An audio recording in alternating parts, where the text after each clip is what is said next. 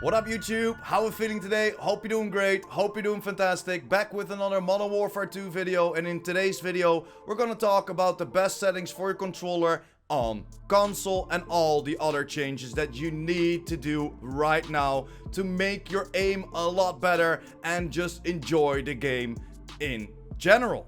There are a lot of personal preferences within these settings, so adjust to it however you like. Starting with the standard controller settings, go for controller vibrations all the way off. And why? Because this keeps you playing for longer times. My hands start to itch after a couple of hours, so that's why I turned it off.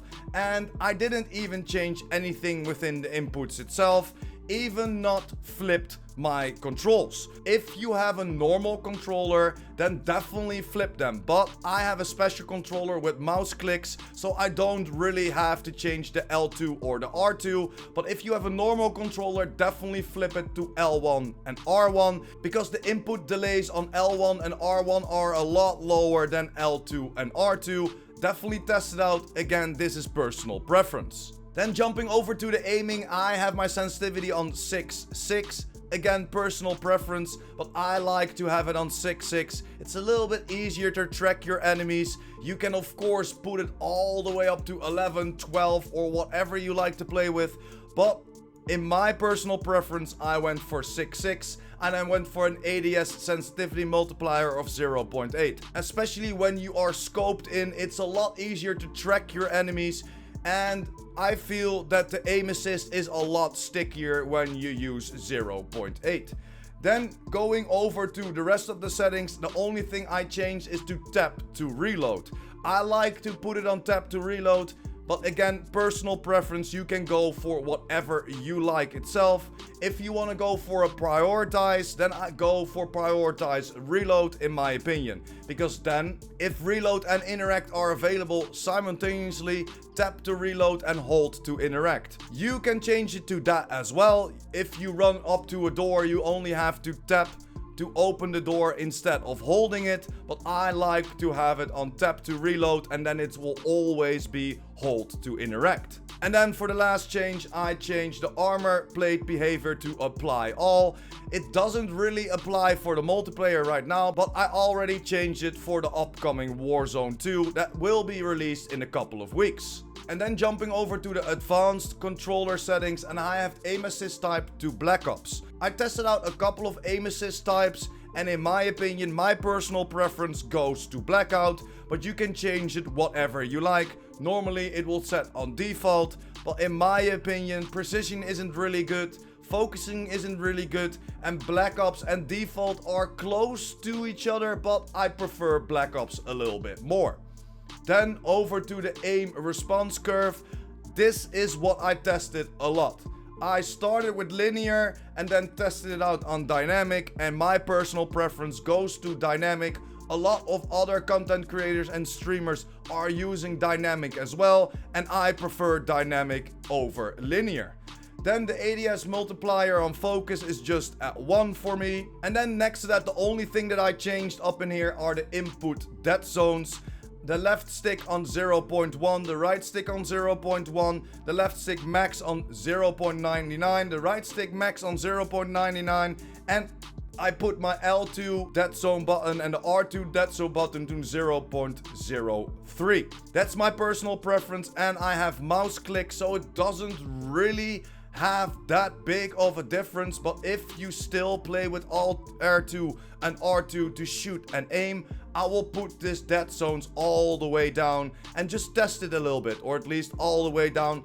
Try to do it on 0.03 and just go up if you notice that it maybe is reacting too fast or too slow. And then jumping over to the graphics tab, and you need to change a lot of things over here, or at least in my opinion, that will make your game a lot smoother and a lot better. And that is world motion blur, turn it off. Weapon motion blur, turn it off. The film grain all the way to 0.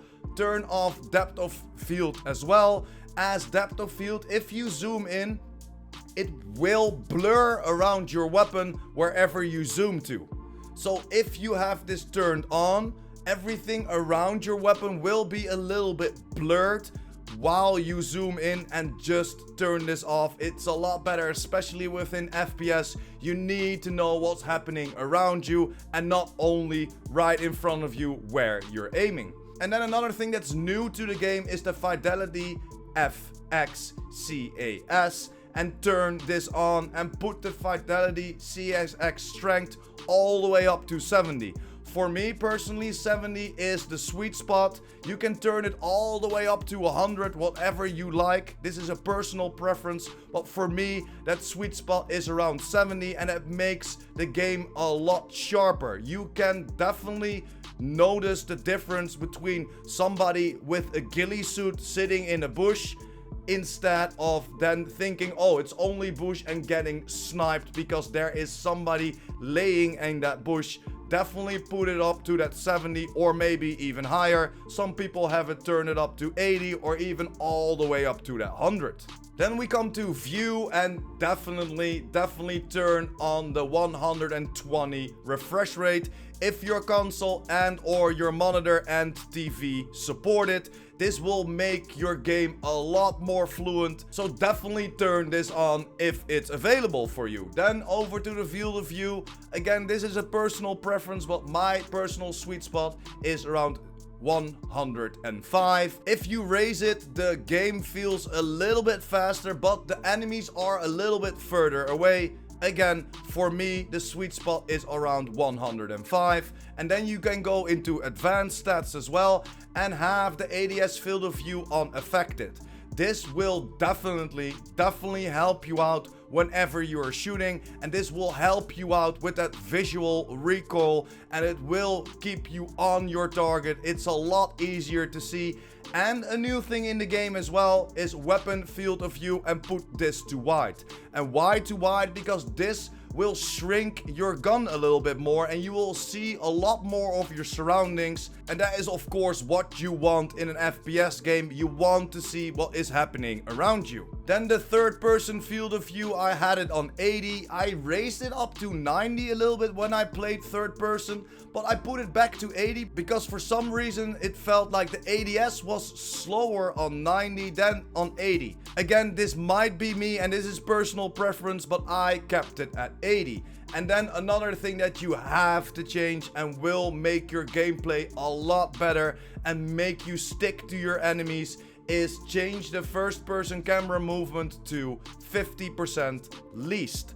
This is normally on 100%, and this is the camera shake whenever you shoot, or whenever a grenade goes off, or whenever a bomb drops next to you. Believe me guys, put it on least, it will definitely help you out. Same as for the third person camera movement, put it on 50% as well.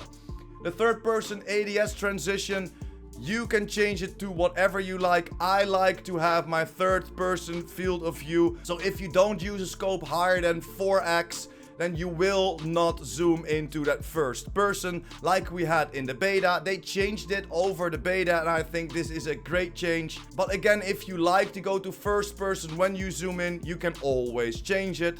But again, for me, this is my personal preference to keep it at third person ADS. And then they added a new camera as well on the default spectator cam, and I just kept it on a helmet camera because it's something new and it's pretty nice to see a different point of view than just that first person or a third person view.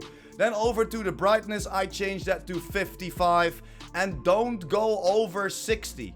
55 is my personal preference, but if you need to go over 60 to see people in darker corners, just adjust your monitor or your TV settings, brighten that up a little bit, and don't hit the brightness on your game itself. It will look very washed out. So my personal preference is 55, but again, don't go over 60 guys, else just change your monitor or your TV brightness itself. Then going over to the audio tab, and I changed my audio mix to home theater. And why? Because Raven and Activision said they were testing out every single audio mix with home theater. So they are making their audio mix on a home theater setup. Even if you're running around with a headset on, just like me, just like almost everybody, the home theater is the best way to go. Again, I tested a few things out. You can go for headphones or headphones bass boost, but in my opinion, home theater is the best way to go. You can clearly hear all the footsteps, and this is definitely a thing that you want to change. Test it out, because this is personal preference, but in my personal preference, home theater is the best way to go. Then over to all the other volumes, I kept my master volume at 100, the music volume all the way down to 30, same as for the dialogue volume to 30. I don't need that guy screaming in my ear if there's a UAV in the air or whatever they like to announce within the game. Just put it on 30 so you can hear the footsteps very clearly. And then of course keep the effects volume on 100. These are all the effects within the game, the footsteps, the grenades, the bullets flying around your head. Keep this at 100. The same as for the hit marker volume, I put that down to 30 because I can already see the hit markers. Whenever you shoot somebody, the hit markers pop up if you have that active. We will come to that in a second. But I don't need to hear those hit markers. I need to hear the footsteps. I need to hear what's happening around me, and I don't need to hear those hit markers. I can already see that on my screen. Don't touch the mono audio. Definitely don't touch it. Only touch it if you have a hearing problem, because this will make a difference. If you switch this on, you won't hear if they are on the left side of you or on the right side of you. If you switch this off, somebody's walking on the left side of you, you will hear this. And if somebody walks on the right side of you, you will hear it on your right side. So please keep the mono audio off. And then for the subtitles, I just turned everything off because I don't need to have subtitles on my screen. I tried it a couple of times, but I got distracted by the subtitles. I don't need to read the subtitles. I need to focus on things that happen in front of me. But again, there are a lot of personal preferences. You can definitely go for subtitles because then you can see already when somebody is calling in a UAV, for example, before that guy shouts it out. But in my personal preferences, I turned it off. Same as for the voice chat, this is all personal preferences. The only thing I would change is turn off the Juggernaut music, because you do not need that music whenever you step into that Juggernaut suit. Although that minigun makes a lot of noise, you don't need an extra music for that. The hit marker sounds, I kept it on normal, that's MW. And then for the last part, and this is interfaced, I didn't change that much, but the thing is that they added is the color customization, and you definitely want to change this. I tested out all the filters. I tested out default, I tested out the filter 1, 2 and 3, and in my personal preference, filter 2 in combination with the world color intensity all the way to 100, it makes the game a lot more vibrant. You can see the colors a little bit better, and even I felt that I could see the enemies a lot better. So definitely play around with this, but my personal preference went to filter 2 in combination with the world color intensity all the way up to 100. And then for the HUD settings, definitely go for square.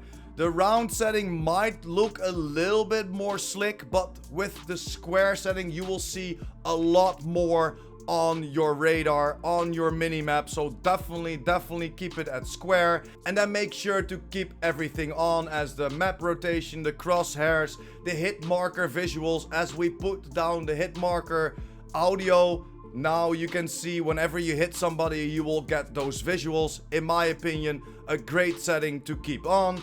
And then there are a few other changes that you want to change, and I changed the telemetry to server latency and packet loss. You can see the server latency and the packet loss of your game, because sometimes you feel that you're a little bit laggy and the only thing that you have to look at is the top left of your screen, and then you can see if the server has latency or the server has some packet loss.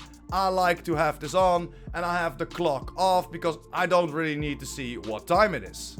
And then the last change is within advanced interface settings, and this is the center dot. This is another extra thing that they added to the game, and this helps out a lot. with centering your shots and making sure that your gun is always centered. There will always be a center dot on your screen, so you can just make sure that your centering is up to point. Because the centering is very, very important within Call of Duty and other FPS games. If you aim too low and you meet an enemy, you start shooting on their legs or on their stomach, for example. If your centering is on point, especially with the center dot on, then you can already aim for the upper body or for the head where the multipliers are, and this will definitely help you out, especially when you meet people within the game. You can instantly shred them, as the headshot multipliers and the neck multipliers are pretty high in this game. But yeah guys, that's pretty much everything that I changed within the game. Again, there are a lot of personal preferences, but let me know in the comments down below what you changed. And did you change the color filter, for example? Do you have it on default, or did you change it to a different color? I would love to hear in the comments down below. Let me know, but that's pretty much it. Thanks for watching, hope you enjoyed. Don't forget to smash that like button, hit that subscribers button, and of course that notification bell. PurePrime out!